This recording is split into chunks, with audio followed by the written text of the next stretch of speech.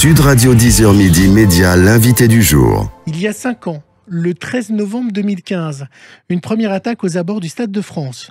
Et puis c'est le Petit Cambodge et le Carillon qui est arrosé de tirs de mitraillettes. Puis ça sera au tour de la brasserie La Bonne Bière et le restaurant Casa Nostra. Et enfin, le Bataclan. Vendredi. Le vendredi 13, j'ai rendez-vous à 18h30 devant le Bataclan. C'était il y a 5 ans.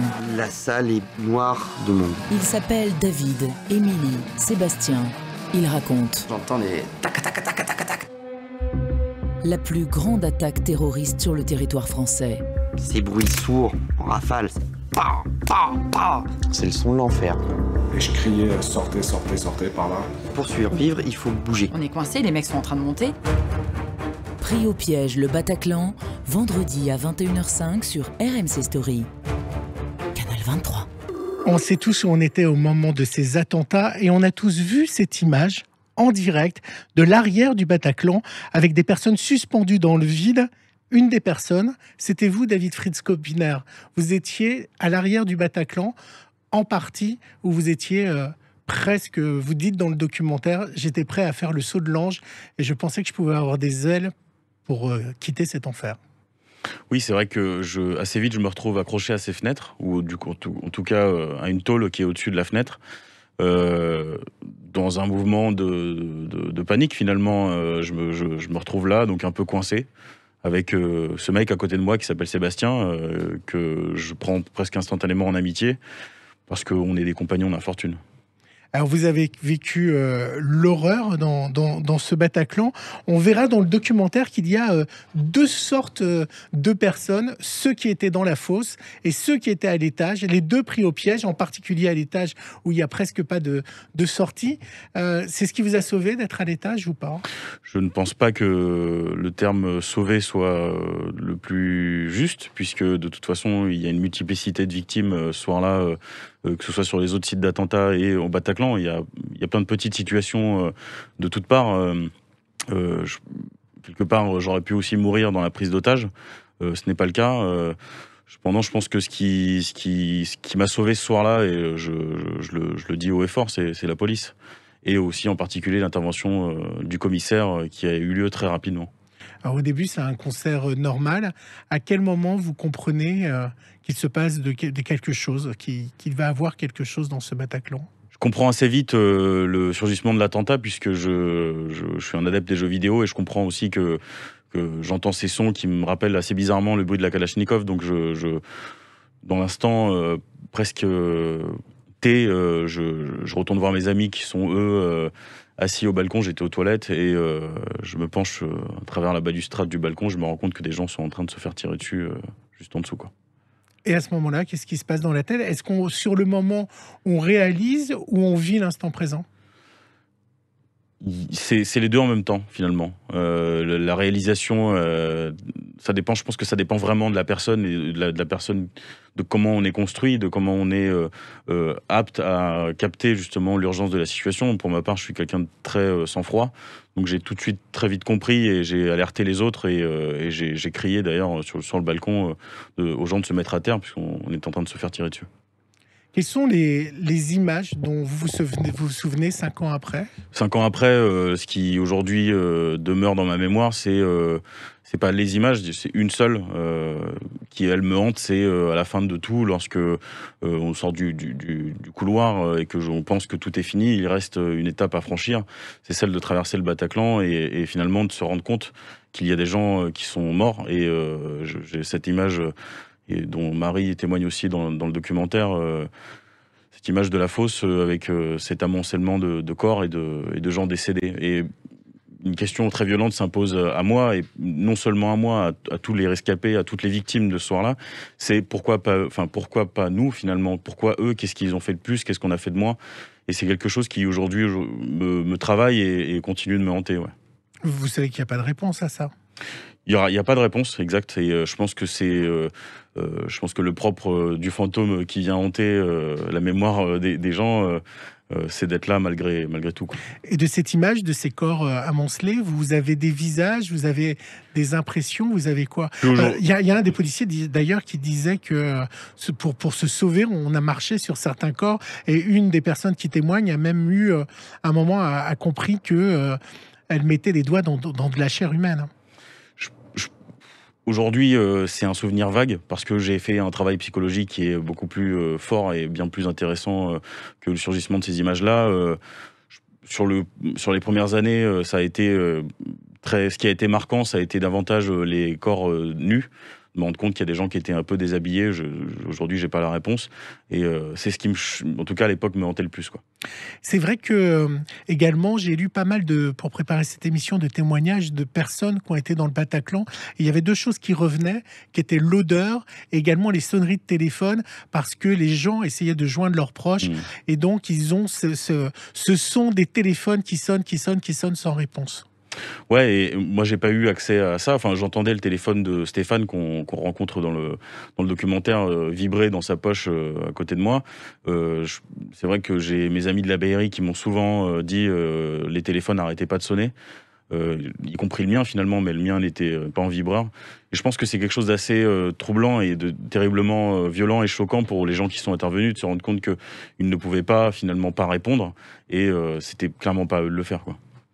Et puis l'autre chose aussi que vous racontez dans ce documentaire, alors pour le raconter, c'est un documentaire qui va être diffusé, donc comme on l'a dit, demain soir à 21h05 sur RMC Story, ça s'appelle Pris au piège, le Bataclan.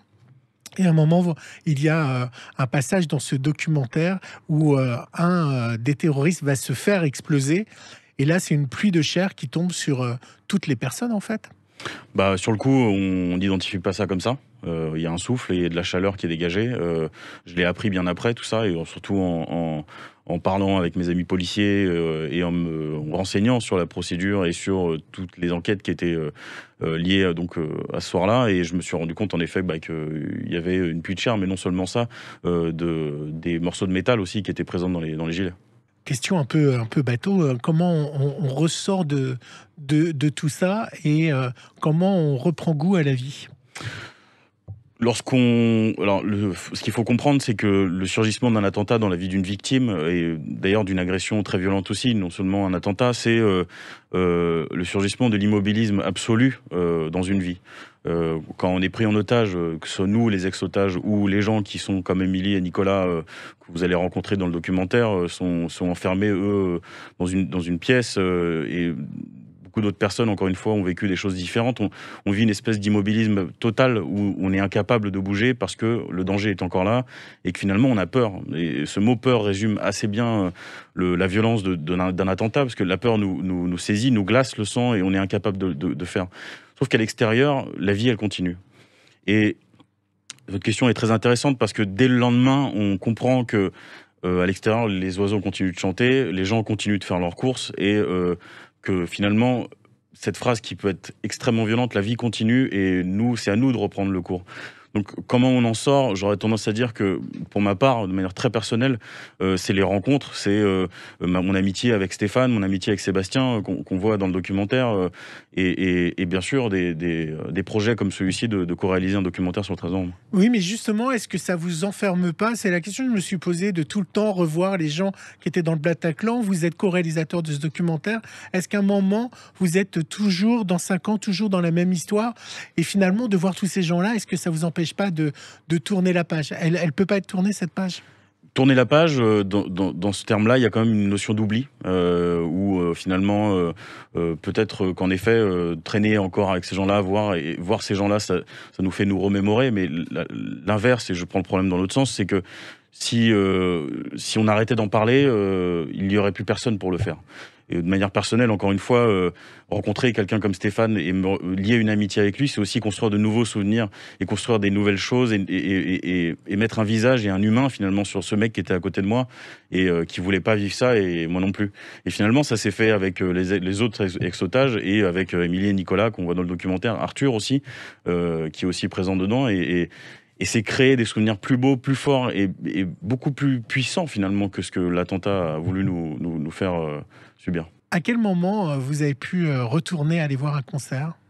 Il y a eu un concert avant le retour des Eagles of Death Metal à Paris. Vous y avez été ? Auquel j'ai été, ouais. Parce que il y a tout d'abord donc ce premier concert que je vois d'un groupe qui s'appelle Ghost, que j'aime beaucoup, c'est du rock suédois, enfin bref, voilà. Et j'y vais parce que j'ai envie de me réapproprier ce plaisir. Et bien sûr que j'y arrive pas. Et bien sûr que revoir un concert et me reprendre le contexte et reprendre ces images qui sont, somme toute, très similaires à ce que j'ai vécu le 13 novembre, c'était extrêmement difficile. Mais j'avais besoin de me prouver et reprendre les rênes de ce que je pensais être ma vie avant, etc. Donc, si vous voulez, je peux parler de ce concert à l'Olympia des Eagles of Death Metal, qui pour moi a été extrêmement important, et je pense que pour d'autres victimes aussi. Ce serait finalement mettre un point final et terminer le concert qui n'a jamais été terminé le 13 novembre. Et c'est pas un peu futile ? Ça peut paraître futile, mais c'est cette futilité qui nous fait nous raccrocher à la vie. C'est comme juste aller voir son meilleur pote et le serrer dans ses bras et lui dire ok, mais je t'aime en fait et je te l'ai jamais dit. Mais finalement, c'est justement toute cette série de futilités qui fait exister des choses nouvelles et des choses beaucoup plus humaines sur un événement tragique comme un attentat. On voit qu'entre survivants, vous avez gardé une amitié forte, vous voyez, on voit tout ça dans le documentaire. Est-ce qu'à l'inverse, vous connaissez des familles qui ont perdu un enfant ou un être cher ? Est-ce que vous êtes aussi près d'eux ? Ou ça, en revanche, c'est quelque chose... parce qu'on n'entend pas dans le documentaire, on n'a que les survivants du Bataclan, mais aussi pris au piège. Il y a eu aussi tous ces gens qui sont morts. Et je voulais savoir si vous aviez un blocage pour voir les parents ou aller sur des tombes des gens qui sont morts. Est-ce que vous refusez à ça ? Alors, je n'avais jamais eu l'occasion de rencontrer des parents de victimes, non pas parce que je le voulais ou parce que il y a un blocage, comme vous dites, c'est pas du tout ça, en tout cas pour ma part, hein, c'est très personnel ce que je dis. Pour moi, ce que j'ai vécu, il y a toujours cette question rémanente de pourquoi eux et pas moi, et finalement pourquoi pas moi. Mais l'an dernier, j'ai rencontré un homme qui s'appelle Jean-François Mondeguer, qui a perdu sa fille au Bataclan. Et on a intervenu dans une classe, un lycée parisien, qui avait perdu un professeur. Et j'écoute l'histoire de Jean-François, qui aujourd'hui, d'ailleurs, je lui rends hommage, hein, il est décédé en mars dernier, Jean-François. Et j'ai cet homme qui m'explique et qui me raconte, et qui nous raconte comment lui a vécu sa soirée, comment lui a ressenti la perte de sa fille et l'absence de sa fille derrière sur ces 4 dernières années, donc à ce moment-là. Et finalement, je me dis, le surgissement de l'attentat pour une victime qui y était, ou, pour même un exemple beaucoup plus concret, mes parents, la violence que cela génère, c'est la même chose. Ce qui n'existe pas, cependant, c'est les images et les sons, et ce dont on décrivait un peu plus tôt dans l'interview. Et finalement, la souffrance, et comme vous dites, les micros ne sont jamais tendus aux proches, ne sont jamais tendus aux parents, ne sont jamais tendus aux frères, aux potes aussi, qui a perdu un de ses repères, un de ses amis. Je pense qu'un jour viendra où justement la mémoire collective et peut-être les médias aussi s'intéresseront à l'impact, j'ai envie de dire, à la vague de souffrance dans les proches. Vous avez pu retravailler à partir de quel moment ? Vous avez changé de travail, hein, je crois. J'ai changé de travail. À l'époque, j'étais barman. J'ai été en arrêt maladie pendant 2 ans et demi, 3 ans, parce que j'étais simplement incapable de reprendre entre guillemets, je le dis avec beaucoup de guillemets, une vie normale. Et finalement, ce serait reprendre le cours d'une vie laissée en pause au Bataclan. En fait, j'ai été toujours un peu photographe et finalement, je me suis mis de manière professionnelle à le faire. Deux dernières questions à Pierre-Yves, j'ai vu. 5, 4, 3... Est-ce que, j'imagine que vous avez lu ce livre, Vous n'aurez pas ma haine. Est-ce qu'ils ont votre haine ou pas ? Je parle évidemment de ceux qu'on fait l'attentat. Je pense que c'est pas le sujet. La haine, c'est une émotion qui aujourd'hui ne m'habite pas, qui, je pense en tout cas, n'habite pas toutes les victimes. Je pense qu'on a tous une relation assez personnelle avec un traumatisme. Et la vôtre, ces gens qui n'ont pas hésité à tuer des innocents, vous avez aucun ressentiment ? C'est pas la question en fait, je pense. Je pense qu'il y a des choses bien plus importantes comme rencontrer, comme je pense que la haine appartient au passé. Après, encore une fois, là je le dis 5 ans après, hein, peut-être qu'il y a 3 ans je vous aurais pas répondu ça. Et en même temps, je sais pas ce que je vous aurais répondu non plus. La haine est un sentiment négatif et j'essaie aujourd'hui de me détacher de tout ça. Et quand vous voyez actuellement le procès de Charlie Hebdo et tous les procès, c'est quelque chose que vous suivez? Vous avez envie qu'il soit condamné? C'est un procès que je suis, mais non pas à des buts de j'ai envie d'eux, c'est plus davantage pour me renseigner sur ce qui va se passer l'année prochaine au moment du procès des attentats du 13 novembre. Je m'en sers malheureusement comme galop d'essai pour essayer de comprendre ce qui va se passer durant ce huis clos avec les accusés l'année prochaine. Ouais. Pourquoi avoir fait ce film? Le documentaire, pour moi, a été, comme j'ai dit tout à l'heure, une occasion, quelque part, de créer des souvenirs et de créer une nouvelle expérience et de donner la parole à des gens qui me sont proches, ou pas d'ailleurs, et donner la parole, par exemple, je pense exclusivement à Arthur Desnouveaux, qui est le président de Life for Paris, qui représente de manière très, très forte et très digne la communauté des victimes des attentats du 13 novembre, en tout cas une partie de cette communauté. Et je trouve que c'était une chance de donner à voir ce que ces gens ont vécu et de donner, de vivre cette expérience-là avec RMC. Et sur RMC Story, donc le 13 novembre, demain, vous pourrez suivre Pris au piège au Bataclan avec vous, David. Et puis, je précise également, si on veut en savoir plus sur votre histoire, sur ce que vous avez vécu, il y a un livre qui sort ou qui est déjà sorti. Qui est déjà sorti, ouais. Et qui s'appelle Un jour dans notre vie. Édité aux éditions Pygmalion. Voilà, donc vous pouvez acheter ce livre et puis évidemment regarder ce documentaire. Ça sera à 21h05 et puis évidemment il y a toujours le replay d'RMC Story. Merci en tout cas. Merci à vous de votre accueil. Témoigner.